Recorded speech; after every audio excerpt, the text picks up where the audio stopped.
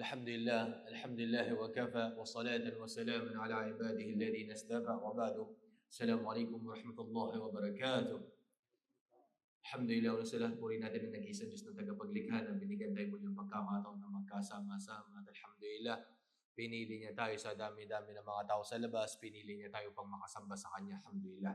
Mga minamahal kong magulang kapatid sa pananampalataya Islam, tunay na ang kapanatagan ng puso't isipan ay nakukuha lamang ito sa pag-aalala kay Allah.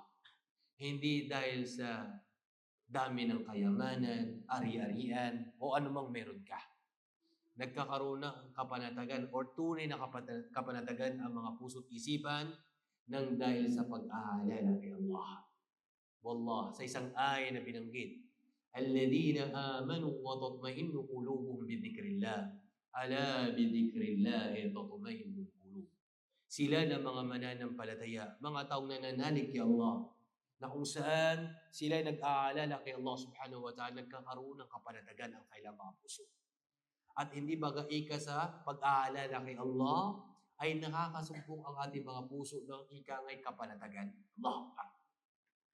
Kaya isa ito sa napakagandang paalala bilang mga mananampalataya, bilang mga Muslim.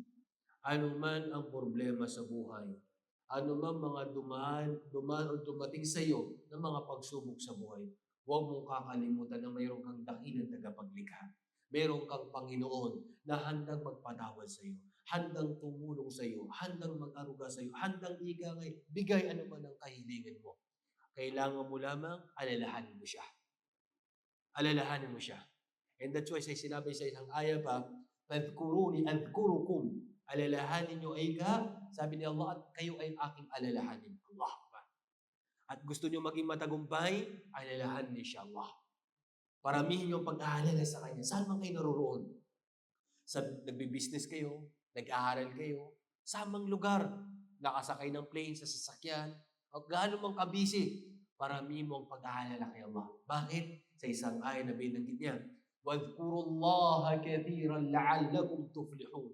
Paramihin niyo ikang pag-aalala kay Allah nang sa ganun kayo ay magsitagumpay. Allah. At napakalayo ng kaibahan ng mga taong nag-aalala kay Allah at sa mga taong palasway, mga taong hindi nag-aalala kay Allah.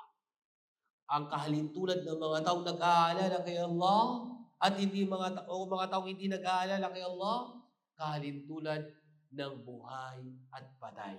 Kaya ikaw, magulang kapatid sa pananampalataya Islam, nasa sa iyo ang pagpapasya. Kung alin ang pipiliin mo, sa buhay na yaon o di kaya sa mga patay na yaon. Maraming salamat ng dito na lamang. Wa akhiru da'wana alhamdulillahi rabbil alamin. Assalamualaikum warahmatullahi wabarakatuh.